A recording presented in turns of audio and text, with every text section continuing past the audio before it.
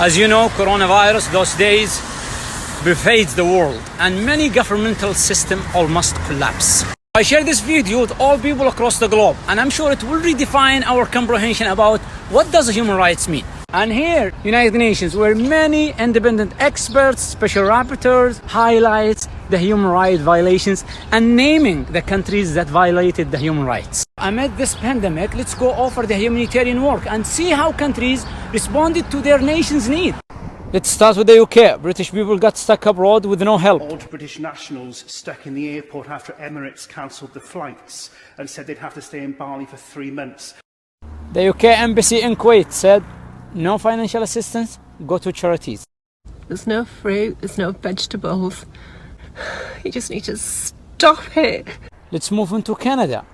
Businesses call for subsidies, and the outside, many Canadians got stuck abroad. And by the way, the Canadian government last year arranged the travel for Saudi teenager fleeing from her family. Thousands who are stuck abroad looking for help from the government to get back to Canada. There's about 1,000 Canadians that are here struggling to get back, trying to find ways, reaching out, and nobody's willing to help. Okay, let's move on to Spain. They are asking for humanitarian assistance. Necesitamos ayuda. Leganés se está muriendo. No hay sitio en el hospital. Esto es una vergüenza a nivel nacional. I'm Amin from Lyon, France. In the line in front of the supermarket. And now I'm here. Wow, it's not easy to find what you're looking for. In the US, let's start with Sanders' tweet about human rights. This system, the system of capitalism where profit matters more than people, is so damn sick. And the coronavirus is showing us all its symptoms. We need where everyone is guaranteed free, high-quality healthcare. Many businesses are closed, so the working class people lost their jobs. Gloves and masks in the United States are sold out, and Tennessee tells doctors to use diapers and goggles as a protection. Last year, 36 countries issued joint statement about Saudi Arabia, and they expressed their concerns about human rights, and some of these countries are that I mentioned above. In contrast, let's take a look inside Saudi Arabia and see how they responded to this pandemic. Let's start with the non-Saudis who are living right now in Saudi Arabia.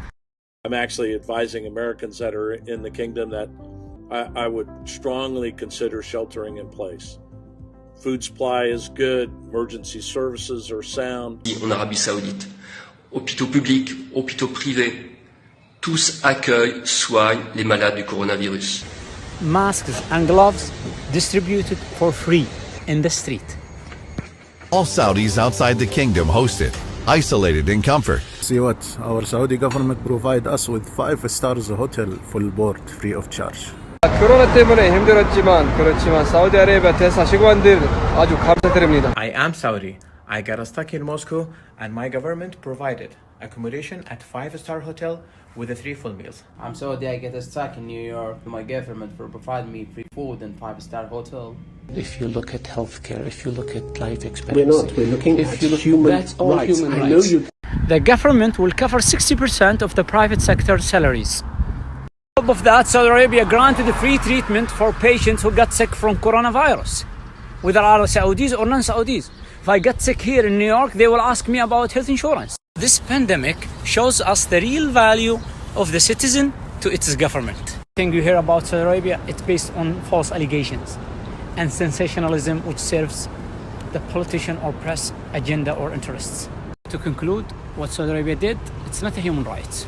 It's something more far away from our comprehensions, something called fatherhood, which is mutual respect, love and care between the government and its people.